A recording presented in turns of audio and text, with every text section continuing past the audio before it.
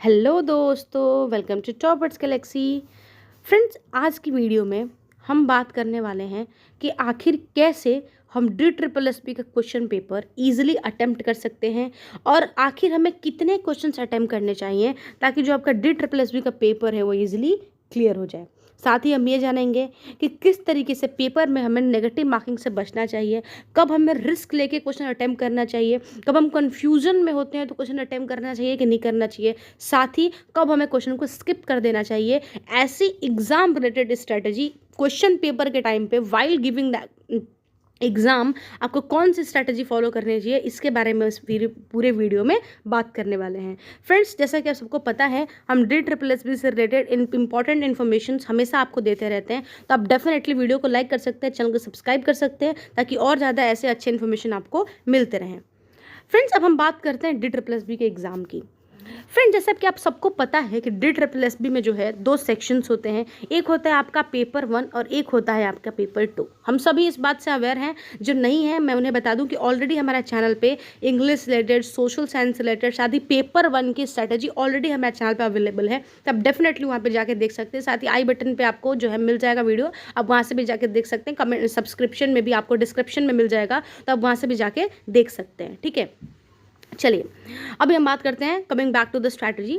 देखिए, जैसे हम सबको पता है कि 2 पार्ट में होता है। ठीक है, part 1 consider 100 mark and part 2 also consider the 100 mark. ये 200 मार्क का आपका पेपर हो गया। ठीक है, अब 200 मार्क का जब आपका पेपर हो गया तो यहाँ पे आपको क्या करना है कि हमको कितने क्वेश्चन अटेम्प्ट करने चाहिए। बात तो ये है ना, सबसे पहले तो बात है, अगर 200 मार्क का पेपर है, कई बार क्या होता है ना फ्रेंड्स कि अगर हम पेपर को अटेम्प्ट कर रहे हैं, ठीक है, अटेम्प्ट कर रहे हैं, तो अगर हमको क्वेश्चंस नहीं आ रहे, जैसे मान लो ये पेपर 1, मान लो फॉर एग्जांपल हम 100 मार्क का पेपर और अटेम्प्ट करने लग गए। ठीक है, तो जैसे हमको सबको पता है सेक्शंस होते हैं, इसमें 5 सेक्शन है, 5 सेक्शन तो इसमें भी है। तो 5 सेक्शन में कई बार क्या होता है, अगर मान लो एक सेक्शन का क्वेश्चन है कि 20 मार्क का अगर मान लो कोई क्वेश्चन है, तो 20 मार्क क्वेश्चन है, मान लो हमने किसी सेक्शन में 10 ही मार्क्स स्कोर कर पाए, आपको घबराना नहीं है, कोई बात नहीं, 10 ही मार्क्स स्कोर कर पाए तो हमको ओवरऑल कितने मार्क लेके आने हैं, हमको इस पे ध्यान रखना है। मैंने आपको पहले वाली वीडियोस में ही बताया है, या आपको किसी एक सेक्शन में महानता हासिल करने के बजाय मैं आपको ये प्रीफर करूंगी कि आप 2 सेक्शन में अच्छे मार्क्स स्कोर करो। 15+ अगर मार्क्स स्कोर करते हो, जैसे मान लो मैं आपको एक बात बताती हूँ, जैसे मान लो हिंदी इंग्लिश आपको पता है कि डेफिनेटली आना ये एग्जाम है और ईजी होता है हिंदी इंग्लिश में मार्क्स स्कोर कर पाना। ठीक है, तो अगर मैं बोलूँ कि आप हिंदी में बहुत अच्छा, आप कई लोग बोलेंगे कि नहीं हिंदी तो मेरी नेटिव लैंग्वेज है, हिंदी मुझे बहुत अच्छे से आती है, तो आप हिंदी तो है ही 20 मार्क का, तो आप कितने ज़्यादा मार्क्स स्कोर कर पाएंगे, 20 में 20 स्कोर करेंगे। इससे अच्छा आप हिंदी और इंग्लिश में दोनों में 15 मार्क लेके आओगे। अगर थोड़ा बहुत इंग्लिश भी पढ़ोगे तो आपका 30 मार्क हो गया। देखो यहाँ पे 10 मार्क कैसे बढ़ गया आपका। तो आप 2 जो सब्जेक्ट्स हैं वो अच्छे से स्कोर कर लेंगे, तो इससे बेहतर है कि आप एक ही में मास्टरी हासिल कर लें। आई बात समझ में? इसलिए बोलती हूँ कि आप ईच सेक्शन पे ध्यान दो। ठीक है, ईच सेक्शन पे ध्यान देना बहुत ज़्यादा इंपॉर्टेंट यहाँ पे रोल प्ले करने वाले हैं आपके। ठीक है, अब बात हम ये करें कि आखिर हमें कितना क्वेश्चन अटेम्प्ट करना चाहिए। फ्रेंड्स, ये बात है कि हमको कितना क्वेश्चन अटेम्प्ट करना चाहिए, सबसे पहले हम जान लें कि हमारा सिलेक्शन कितने मार्क्स पे होगा। फ्रेंड्स, जैसा कि आप सबको पता है, हमारे साथ TGT एस्पिरेंट्स बहुत सारे जुड़े हुए हैं और आपको पता है कि TGT का जो मैक्सिमम कट ऑफ की बात करूं तो 120 से लेके जो है 130 तक के बीच में जो है हमारा कट ऑफ रहता है, अगर हम आम तौर पे कट ऑफ की बात करें TGT की, तो क्योंकि हमारे साथ सारे ही मैक्सिमम एस्पिरेंट जो है वो TGT के रिलेटेड है, इसलिए मैं TGT के पेपर के रिलेटेड यहाँ पे बात कर रही हूँ। ठीक है, तो अगर हम मैक्सिमम कट ऑफ की बात करें तो 120 to 130 जो है ये आपका कट ऑफ जाता है। एक्सट्रीम केसेस में 130 के ऊपर जाता है, वरना आम तौर पे तो यही कट ऑफ रहता है TGTs की। ठीक है, पेपर है कितना 200 मार्क का। ठीक है, हमको मार्क्स कितने स्कोर करने हैं, 120 to 130 हमको मार्क्स स्कोर करना है, मतलब इतना मार्क हमको लेके आना है, ये जनरल वालों का कट ऑफ है। ठीक है, तो मतलब हमको टारगेट लेके चलना है, चाहे आप कैटेगरी में भी हो। कई लोग ये सोच रहे होंगे नहीं तो हम कैटेगरी में पढ़ते हैं तो हमको कितने मार्क्स लेके आना है, उसकी टेंशन नहीं करनी, वो तो अलग बात है, वो आपका अलग बेनिफिट है, पर आपको टारगेट तो इतना ही लेके चलना है ना कि मेरे को इतने मार्क्स लेके आने हैं। वो तो बात अलग है कि क्या होना है क्या नहीं होना है, वो दूसरी बात है। ठीक है, तो यहाँ तो हमें इतना मार्क्स हमको स्कोर करना है। इसका मतलब अगर मान लो आपको 120 मार्क्स स्कोर करना है, मतलब इतना मार्क्स तो लेके ही आना है। इसका मतलब ये है कि इतना आपके क्वेश्चन सही होने चाहिए। आई बात समझ में? आपको इतना क्वेश्चन सही होना चाहिए तब जाके आपका सिलेक्शन होगा, इससे कम क्वेश्चन होंगे तो सिलेक्शन नहीं होगा। यानी कि 200 में से आपके 120 मार्क आने चाहिए, ठीक है। तो यहाँ पे कितने मार्क का गैप हुआ? यहाँ पे 80 मार्क का गैप हुआ, आप देख सकते हो। कितने मार्क का गैप हुआ? 80 मार्क का गैप हुआ। इसका मतलब अगर आपके एग्जाम में अगर आप इन 120 क्वेश्चन पे बिल्कुल कॉन्फिडेंट है कि अरे मैंने ये जो क्वेश्चन किया है बिल्कुल सही किया है, 120 के 120 अगर आपने क्वेश्चन सही किया है, तब तो आप 80 क्वेश्चन नहीं भी करेंगे फिर भी आपका सिलेक्शन हो जाएगा, ठीक है। तो फ्रेंड्स ठीक है, तो यहाँ पे आपको देखना है कि अगर आप को कॉन्फिडेंट है, बिल्कुल कह नहीं जो जो मैंने क्वेश्चंस किए हैं ना, कई लोग ये करते हैं पता है, कई लोग बिल्कुल रिस्क नहीं लेते। वो 120 के अगर उनको लग रहा है कि नहीं मतलब 200 का क्वेश्चन है तो बिल्कुल जो उनको आता है वही क्वेश्चन करेंगे। तो अगर आपको ऐसा है कि मतलब 200 के पेपर में 120 क्वेश्चन तो डेफिनेटली आता ही आता है, इसमें बिल्कुल भी डाउट नहीं है कोई, नहीं मेरे तो वो ये जो है ये 120 जो क्वेश्चन है बिल्कुल सही होंगे। तो बाकी के अगर आप 80 मार्क नहीं भी अटेम्प्ट करते तभी भी आपका सिलेक्शन यहाँ पे हो जाना तय है। तो फ्रेंड्स देखो, कई लोगों की ना अपनी अलग अलग स्ट्रैटेजी होती है, किसी की कुछ स्ट्रैटेजी है, किसी की कुछ स्ट्रैटेजी है, वो डिपेंड करते हैं कि आप कौन सी वाले फॉलो कर रहे हो, ठीक है। तो ये तो हो गई उनकी बात जो बिल्कुल जो है कट टू कट करते हैं कि नहीं मेरे को आता है तो ही मैं करूँगा, नहीं आता है तो नहीं करूँगा, ठीक है। अब देखिए पेपर 1 भी 100 मार्क का है, पेपर 2 भी 100 मार्क का है। तो कई लोगों का जो है अपने सब्जेक्ट पे जो है अच्छी कमांड होती है। कितने लोग होते हैं जिनकी अपने सब्जेक्ट पे अच्छी कमांड होती है, और जिनकी अपने सब्जेक्ट पे जो है फ्रेंड्स अच्छी कमांड है, तो वो लोग क्या करें कि 100 मार्क का 2 पेपर है, ठीक है, सब्जेक्ट पे अच्छी कमांड है, तो सब्जेक्ट पे अच्छी कमांड है, मान लो 100 में से यहाँ पे अगर वो जो है अगर मान के चलो कि 100 में से यहाँ पे 60 नंबर भी लेते हैं फॉर एग्जाम्पल, ठीक है, यहाँ से भी अब 60 नंबर लेके आते हो तो कितना हो गया यहाँ पे आपका 120 हो गया, ठीक है। लेकिन वो मैं कम से कम बोल रही हूँ, ध्यान रखिए मेरी बात को, कम से कम 60 मार्क में बोल रही हूँ, ठीक है।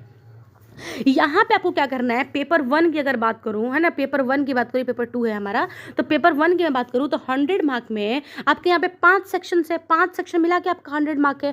तो यहाँ पे आपके जो है मार्क्स इंप्रूव करना ज़्यादा इंपॉर्टेंट है, क्योंकि यहाँ पे जो सेक्शन है ना अलग अलग सेक्शन है, आप एक ही चीज़ में 100 मार्क लेके आओ, उससे आसान होता है कि 5 अलग अलग चीज़ों में आप ज़्यादा मार्क लेके आ पाओ, ये ज़्यादा पॉसिबिलिटी ज़्यादा होती है। आपको मैंने अभी एग्जाम्पल देके दिखाया ना कि कैसे आप 2 चीज़ें हिंदी इंग्लिश जो है 40 मार्क का होगा, आपने हिंदी थोड़ी पढ़ ली ठीक ठाक, इंग्लिश थोड़ी ठीक ठाक पढ़ ली, तो मान लो 15-15 नंबर भी आ गए तो आपके 30 नंबर हो जाएंगे। एज कम्पेयर टू आपने इंग्लिश बहुत अच्छी की तो कितना भी आप अच्छा इंग्लिश कर लो, जब पेपर में आता ही 20 मार्क का है तो कहाँ से 40 मार्क लेके आ पाओगे, नहीं आ पाओगे।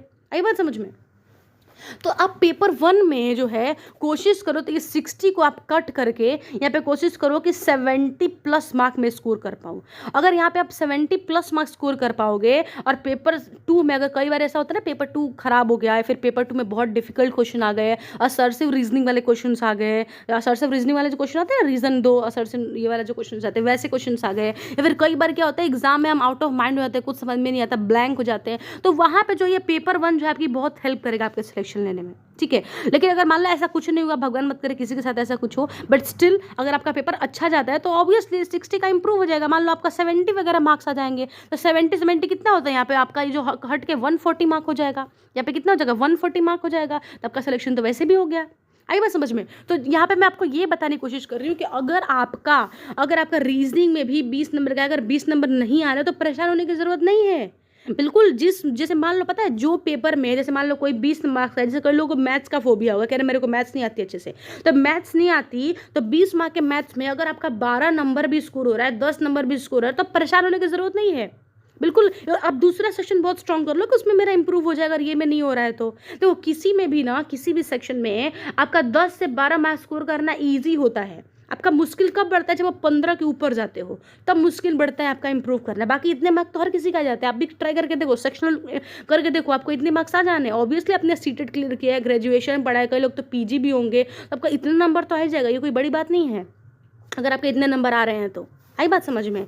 तो ये तो बेसिक चीज़ें रही हमारी जो कि मैंने आपको बताया, ठीक है। तो इस तरीके से आप क्या करेंगे ना, पता है आप इस तरीके से ये कर सकते हैं कि ये जो है आपका 70 मार्क, अगर मैं आपको ये बताने की कोशिश कर रही हूँ बेसिकली, अगर आप यहाँ पे आपके 30 क्वेश्चन छूट भी जाते हैं तो कोई बुरी बात नहीं है, आपको बिल्कुल परेशान होने की जरूरत नहीं है भाई।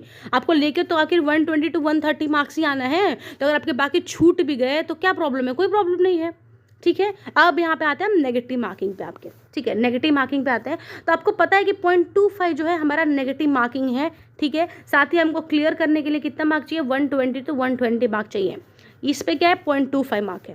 अब हम बात करते हैं नेगेटिव मार्किंग कब हमें अटेम्प्ट करना चाहिए, कब नहीं अटेम्प्ट करना चाहिए। देखिए अगर मान लीजिए आपका यहाँ पे क्वेश्चन नंबर 1 है, इस क्वेश्चन के 4 ऑप्शंस हैं, ठीक है, कोई भी आपका क्वेश्चन हो, तो अगर आप कोई भी 2 ऑप्शंस को एलिमिनेट कर पा रहे हैं और इन दोनों में से आपको लग रहा है कि कोई सही होगा, तो आप 0.25 नेगेटिव मार्किंग के साथ में डेफिनेटली क्वेश्चन को अटेम्प्ट कर लो, डेफिनेटली कर लो, क्योंकि यहाँ पे 50-50 चांसेस हैं। अगर मान लो आपका सही हो गया, किस्मत अच्छी रही, सही हो गया, तब तो यहाँ पे आपको +1 मिल जाएगा, ठीक है, +1 मिल जाएगा। अगर मान लो ऐसे 2 क्वेश्चन हो, फॉर एग्जाम्पल अगर मैं बात करूँ, मान लो कि अगर आपके 2 क्वेश्चन हो, ठीक है, यहाँ पे आपका क्वेश्चन नंबर 1 है, यहाँ पे आपका क्वेश्चन नंबर 2 है, आप नेगेटिव मार्किंग के लिए जा रहे हो, ठीक है, यहाँ पे भी 4 ऑप्शन है आपके और यहाँ पे भी आपके 4 ऑप्शन है, ठीक है, तो यहाँ पे भी आपको कन्फ्यूजन है, यहाँ पे भी 2 यहाँ पे भी एलिमिनेट कर रहे हो, 2 यहाँ पे भी एलिमिनेट कर रहे हो, तो यहाँ पे जो है आपका जो ये 2 में से कन्फ्यूजन हो, इस 2 में से भी कन्फ्यूज हो, तो मान लो ये वाला क्वेश्चन नंबर 1 में आपका तुक्का गलत चला गया, तो कितना आपका 0.25 मिल गया,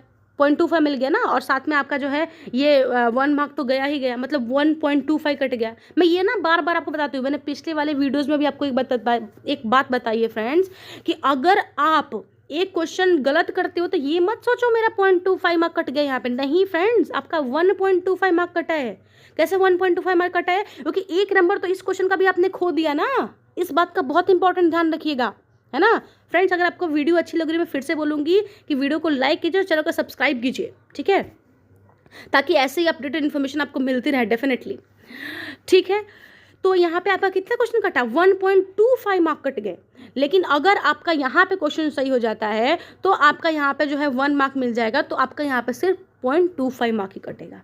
आई बात समझ में? तो थोड़ा सा ना लॉजिक लगा के आप क्वेश्चन को अटेम्प्ट किया कीजिए, ठीक है। तो मैंने आपको बताया कि अगर आप कंफ्यूज हैं सिर्फ 2 ऑप्शन में से, तो आप जा सकते हैं, ठीक है। अब हमें कब नेगेटिव मार्किंग बिल्कुल अटेम्प्ट नहीं करना चाहिए? तब नहीं करना चाहिए जब चारों ऑप्शन है, क्वेश्चन पढ़ने के बाद आपको बिल्कुल हवा नहीं लग रहा है कि अरे ये चारों ऑप्शन है क्या, आपको बिल्कुल समझ में नहीं आ रहा, आपने पहले कभी नहीं पढ़ा, आपको इन चारों ऑप्शन में से भी आप थोड़ा बहुत भी निगलेक्ट नहीं कर पा रहे हैं, तो मैं बोलूँगी अवॉइड कर दो, क्वेश्चन को स्किप कर दो, कोई बड़ी बात नहीं है। क्योंकि अब मैं बोल रही हूँ ना फिर से, आप जहाँ अटेम्प्ट किए, अगर खुदा न खास्ता आपका नेगेटिव 0.25 हुआ तो फ्रेंड्स 1.25 कटेगा यहाँ पे नंबर, सिर्फ 0.25 नहीं कटने वाला है, ध्यान रखिएगा इस बात को, ठीक है। इसलिए नेगेटिव मार्किंग वाला पेपर हमको बहुत सोच समझ के और बढ़िया दिमाग लगा के अटेम्प्ट करना चाहिए। आई बात समझ में? इतना क्लियर हो गया आपको? अब क्वेश्चन शुड बी अटेम्प्टेड, कितने क्वेश्चन हमें अटेम्प्ट करना चाहिए? तो क्वेश्चन शुड बी अटेम्प्टेड में फ्रेंड्स मैंने बताया कि देखो आपका तो लेके आना ही है 120 to 130 के बीच में, क्योंकि यहीं पे सिलेक्शन होना है। अब कितने अटेम्प्ट करना चाहिए डिपेंड करता है कि आपको कितने क्वेश्चन उसमें एक्यूरेसी से आते थे। देखो अगर मैं बताऊँ, सच में बताऊँ, तो अगर आपको पता हो तो ये सब बात ना कोई बताता नहीं, ये सब बेसिक चीज़ें जो खुद से आपको करनी होती है, पर स्टिल बहुत लोग कंफ्यूज होते हैं सब चीज़ों को लेकर, बहुत लोग मेरे को बोलते हैं, तो मैं सोचती हूँ चलो मैं आपके लिए ये सब भी हेल्प कर दूँ, थोड़ी बहुत आपको समझ में आ जाएगी कैसे मुझे चीज़ें करनी चाहिए, ठीक है, कोई बात नहीं। तो देखो आपको जो है, अगर आप श्योर हैं कि भाई जितने भी मैंने पेपर अटेम्प्ट किया है इसमें 120 से 130 मार्क तो मेरे आ ही जाएंगे, मैं बिल्कुल श्योर हूँ इस बात के लिए, तो मैं तो बोलूँगी आप मत अटेम्प्ट करो आगे, ठीक है, पर फिर भी रिस्क लेने वाली बात हो जाएगी। तो इसके लिए आप क्या करो, अगर बाकी के क्वेश्चन आप 50-50 में हो कि नहीं, 50-50 डिलेमा में हो कि हो सकता है सही, हो सकता नहीं हो, तो मैं तो बोलूँगी फिर आप मार ही दो, ठीक है। अगर आप बिल्कुल श्योर नहीं हो, आपको कुछ हवा नहीं लग रहा, कुछ नहीं हो रहा, तो छोड़ दो फिर, ठीक है। लेकिन कोशिश करो कि आप जो है कम से कम जो है 150 तक तो क्वेश्चन अटेम्प्ट कर लो। अगर आप 150 तक क्वेश्चन अटेम्प्ट करते हो, खुदा ना खास्ता कुछ आगे पीछे भी होता है, कुछ कभी कभी अप्स एंड डाउन होता है, कभी कभी कुछ क्वेश्चन ही एग्जाम में रॉन्ग दे दिया जाता है, ऐसा कुछ भी होता है, तो आप सेफ जोन में रहोगे हमेशा। और बाकी अगर आप 50 क्वेश्चन नहीं भी करते हो तो कुछ खास फर्क नहीं पड़ने वाला है, अगर आप श्योर हो एग्जाम में, अगर आपकी प्रिपरेशन अच्छी है, तो अगर 50 नंबर का क्वेश्चन नहीं भी करते हो ना, कुछ नहीं होगा, करोगे नहीं आता है फालतू नेगेटिव मार्किंग हो जाएगी। एक क्वेश्चन पे आपका 1.25 यानी कि 1.25 इंटू 2 कर दो, यहाँ पे आपके 3 नंबर कट जाएंगे आपके 2 ही क्वेश्चन पे।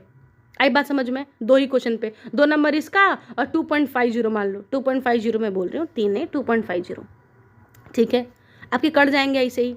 आई बात समझ में? 2.5 नंबर गए हमारे ऐसे ही। तो इसलिए थोड़ा सा ध्यान रखें इन सब बेसिक चीज़ों का, ठीक है। तो आपको मैं बोलूँगी 150 तक डेफिनेटली क्वेश्चन अटेम्प्ट कर सकते हैं जिनकी प्रिपरेशन हो चुकी है। जिनकी नहीं हुए हैं वो तो 170 तक भी लेके जा सकते हैं अगर 50-50 करके भी, जैसे भी, क्योंकि वैसे भी जो है आप कट ऑफ से निकलोगे वैसे थोड़ा चांसेस बढ़ सकते हैं। अगर आप थोड़ा बहुत अटेम्प्ट करोगे तो हो सकता है चांसेस थोड़ा बढ़ जाए। अगर आपका तुक्का से अगर क्वेश्चन सही लग गया होगा तो हो सकता है कि आपके मार्क्स इंप्रूव हो जाए और आपका सिलेक्शन हो जाए। इफ़ यू आर, अगर आप कैटेगरी, अगर ऐसा कुछ आपने लगाया है, मतलब अगर आप अदर कास्ट से बिलोंग करते हैं तो अगर आप, मतलब ऑब्वियसली आपका कट ऑफ थोड़ा डाउन जाएगा तो वहाँ पे आप थोड़ा कम भी अटेम्प्ट करेंगे तो चलेगा। लेकिन बाकी जनरल वालों को तो भाई आपको अटेम्प्ट करना ही पड़ेगा, क्योंकि वहाँ पे आपको मार्क्स लेके आना है, नहीं तो सिलेक्शन होने वाला नहीं है। आई बात समझ में? तो फ्रेंड्स ये कुछ चीज़ें हैं, तो आई होप आपको समझ में आ गया होगा अभी तो कि कितना क्वेश्चन अटेम्प्ट करना। आई होप मैं आपके जो थोड़ी बहुत बेसिक डाउट है ये क्लियर करने में सक्षम रही हूँ, आपको समझ में आ गया होगा। फ्रेंड्स अगर आपको वीडियो अच्छी लगी हो तो प्लीज़ वीडियो को लाइक कीजिए, चैनल को सब्सक्राइब कीजिए। मैं आपको बता दूं कि ऑलरेडी जो है सब्जेक्ट रिलेटेड स्ट्रैटेजी ऑलरेडी हमारे चैनल पे पड़ा हुआ है ना। आई बटन में मिल जाएगा आपको, साथ ही डिस्क्रिप्शन में मिल जाएगा आपको लिंक। डेफिनेटली आप वहाँ से जाके देख सकते हैं वीडियोज़ को, जो कि डेफिनेटली आपको बहुत हेल्प करने वाला है आपके अपकमिंग DSSB एग्जाम के लिए। ठीक है friends, thank you so much for watching. Kindly like our video and subscribe the channel for more updates.